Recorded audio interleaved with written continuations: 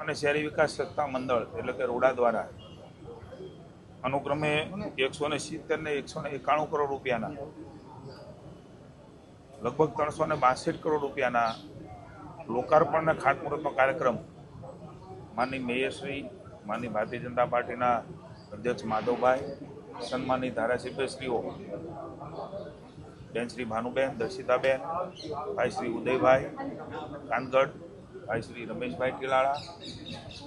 જિલ્લા પંચાયતના અધ્યક્ષ, મહાનગરપાલિકાના સૌ પદાધિકારી,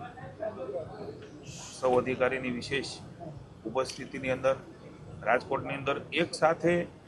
365 કરોડ રૂપિયાના કામો, લોકોની માળખાકીય સુવિધાઓમાં વધારો થાય એમના માટે આજે રાજકોટ ખાતે કર્યા છે. માનનીય મોદી સાહેબના નેતૃત્વની અંદર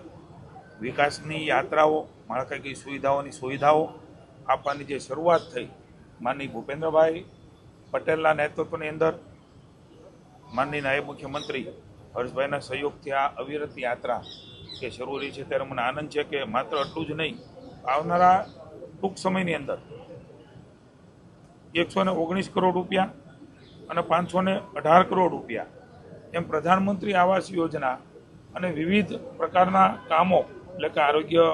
કેન્દ્ર બનાવવાના હોય, કોઈ જરૂરિયાતના મશીનો લાવવાના હોય, બગીચા બનાવવાના હોય, ફૂટબોલ ગ્રાઉન્ડ, રમતગમત ક્ષેત્રે પણ રાજકોટ અગ્રેસર રહ્યું છે. ત્યારે ડ્રેનેજની કંઈ બાબતો હોય, કોમ્યુનિટી હોલ હોય, ઓફિસ બનાવવાની હોય, રોડ બનાવવાના હોય, પાણીની લાઈન નાખવાની હોય, આવા અનેકવિધ કામો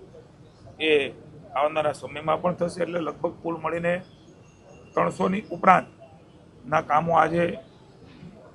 362 કરોડના કામો અને ખાતમુહૂર્ત અને લોકાર્પણ આજે થયા છે. અને આવનારા સમયમાં હજુ પણ લગભગ 600-650 કરોડ રૂપિયાના કામો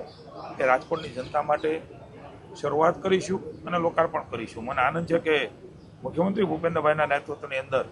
અનેકવિધ વિકાસના કાર્યોમાં રાજકોટ એ પણ પાછળ નથી. આવનારા સમયની અંદર પણ રાજકોટની જનતાની સુખાકારી માટે ભારતીય જનતા પાર્ટીનું શાસન, કોર્પોરેશનનું શાસન એ કટિબદ્ધતા સાથે આગળ વધવાનું છે.